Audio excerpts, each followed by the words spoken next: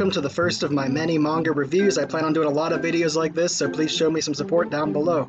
I decided to review one of the latest collections released here in the US by famed horror manga artist Junji Ito. This one is called Venus in the Blind Spot.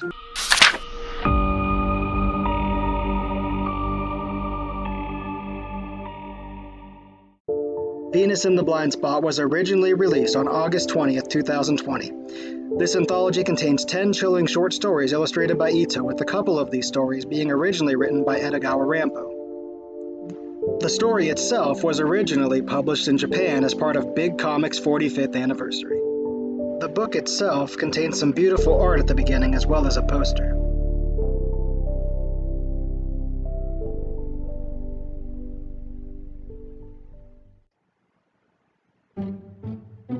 Alright, so I'm going to be talking about these stories, all 10 of them in their entirety, and giving you my reviews. Once again, I will not be giving away the endings. There will be no spoilers given for those who haven't read the stories yet. So as you might expect, some of the reviews might be shorter than the others, depending on the contents of the story and how much I'm able to give away without, of course, giving away the ending. Here you go.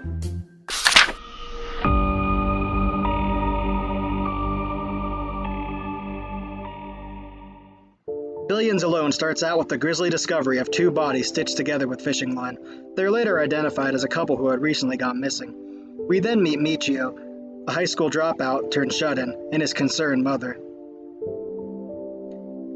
The boy's radio suddenly starts emitting a strange broadcast he'd never heard before, seemingly a cult chant about billions together, and how being alone is just boring, convincing everyone to join together. He finally decides to leave his room when his high school crush Natsuko shows up to check on him. Natsuko informs the boy of a class reunion and coming-of-age ceremony soon, and convinces him to go. What this leads to, however, is a continuation of these gruesome mysteries, with many of the classmates and other people in the town eventually falling victim to this crazy phenomenon. Billions Alone is a very supernatural, as most of the tales by Junji. There doesn't seem to be any explanation for how the forces behind this phenomena can actually get away with doing what they do on this big a scale. This one was quite gripping, and the imagery, as always, was pretty terrifying. I would give the story a 5 out of 5. I very much enjoyed it all the way through. It definitely kept me in suspense.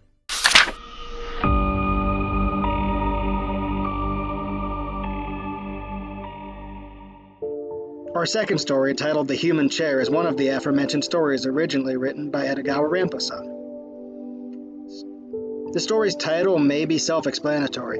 It involves a young writer named Yuzuho Hayama who is struggling from a writer's block. She decides to go to a shop to purchase a new chair to make her more comfortable and hopefully lift her writer's block. It is there where she learns the harrowing tale of a man who once sealed himself into a chair of a young writer like herself. It was a tale of obsession and even murder. This story is definitely one to make you squirm a bit and will have you looking at your own furniture differently forever, because hey, what if? I give The Human Chair story a 3 out of 5, another case of horror working in an unexpected way by using something we use every day as a tool of fear.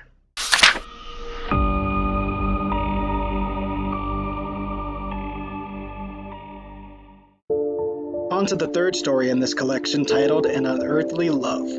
This one is also an adaptation from Rampo-san. This story revolves around an unfaithful lover, but who or what he is cheating on his wife with is quite a shock. I can't share too much about this simple plot, but it's a nice little story. Probably not one of the stronger ones in this book. I would give it a 2.5 out of 5, but by no means should you not read it though.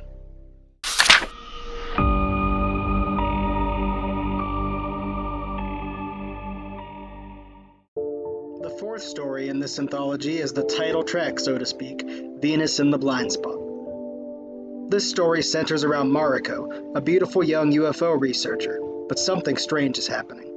Not the fact that so many of these men are fawning and drooling over her, but the fact that when they get too close to her, she just vanishes. Most of these men all claim that they were abducted by aliens shortly before this strange phenomena started happening to them. But is that really the case? What sinister forces could possibly be at play here? The story was great, and the title of it makes sense upon reading it. I give Venus in the Blind Spot a perfect 5 out of 5. This one is definitely deserving of being the feature in this anthology.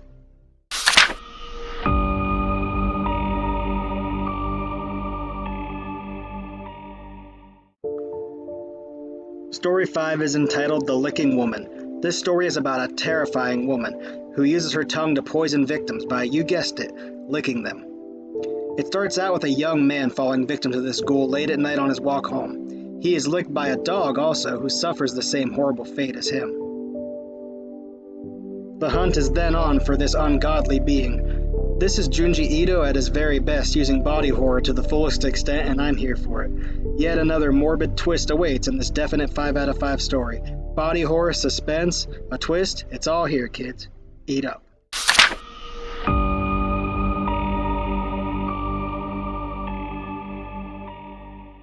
The 6th story, entitled Master Umez and Me, is a very neat and wholesome story about a young Junji Ito himself and how he grew up reading the works of Kazuo Umezu. He is even asked to adapt one of his works.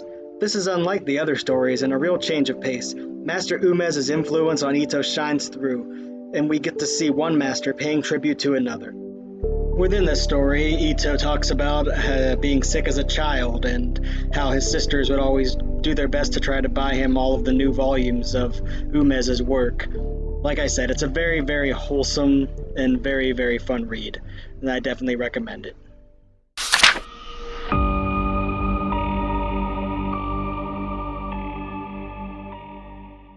How Love Came to Professor Kurita. This one was based on a story by Robert Hitchens, and also features the return of our old writer friend Yuzuho from the Human Chair story earlier on. Hey there. She's still suffering from her writer's block.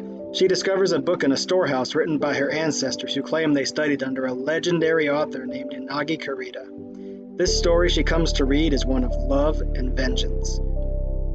It starts with her relative Sumiko Hayama's attempts to impress the legendary author with her works, only to constantly be turned away and ridiculed. I mean, this guy treats her like total crap. It's actually pretty awful.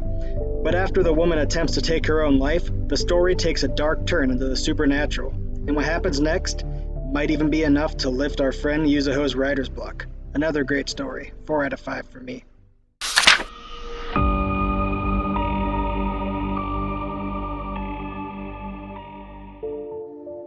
Our next story is a classic.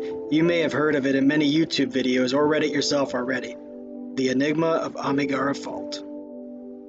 An earthquake leads to the discovery of thousands of human-shaped holes in the Amigara Fault. The origins of these holes, however, are unknown, but many people come to find that each hole is specified just to fit them. Each of these holes is unique to everyone. Many people lose their minds and start to climb into these holes, only to realize they can never get out and are trapped there forever. A dream that our protagonist, Owaki, ends up having clues us in as to the possible origin of the holes, as well as the state the victims are found in after being done in by them. This is one for the books, as they say. 5 out of 5.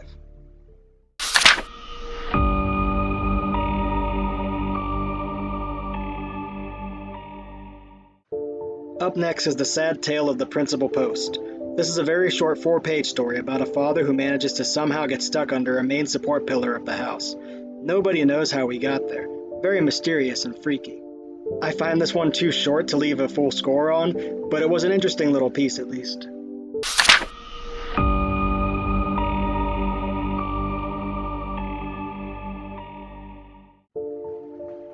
This brings us to the final story in this anthology, entitled Keepsake.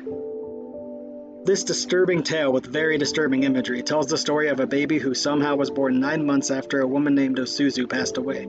They discover the baby crying beneath the burial mound, and it is taken in and raised by the husband and his new wife, who happened to be his mistress. I was quite deeply disturbed by this one, for sure. It's not so much about the child being creepy and being the focus of this, but the deep psychological problems that the husband has and everything that happens a few years down the line. This tale will stick with you. 5 out of 5 again. Overall, this was another fantastic read and another great release by Ito-san. I was highly satisfied with all of the stories within this anthology. I make an effort to buy every single one of the books that gets released in the States by him. So I'm looking forward to actually showing you guys some more of these and reviewing some more of these for you guys. I'll leave the link down below for you guys to check this book out. And you can also look for all the other amazing works by Junji Ito. But until next time, horror fans, manga fans, and everyone in between, take care of yourselves. I'm about.